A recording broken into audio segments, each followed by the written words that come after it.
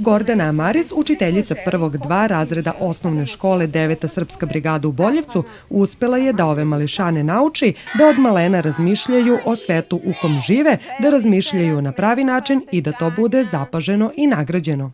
Na nedavno završenom 7. bijenalu umetničkog dečijeg izraza u Pančevu, skraćeno BUDI, ovi mališani su osvojili prvo mesto za grupni rad idejnog rešenja uređenja školskog dvorišta. Pošto su oni poželili da škola bude njihov dom, tako da je ta škola bila u centralnom mestu, ali su je zamislili da ne bude klasična škola, nego neka nova škola gde će boraviti stalno i učiti. I gde će gajiti biljke okolo na tom imanju školskom u interakciji s prirodom. Sami će gajiti voće, povrće, spremati hranu, a to je i osnovno i suštinsko naučiti decu da prežive.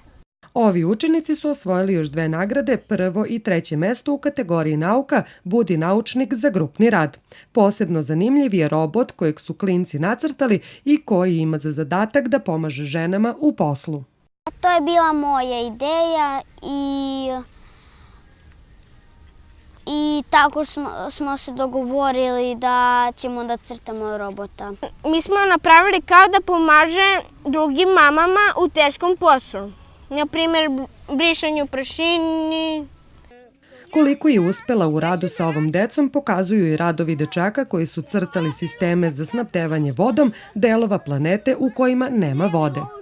On nikad ne može da se isprazni, da nema više vode i on sleće u gradove koje nemaju vode i onda ljudi koji nemaju vodu od tog balona natoče.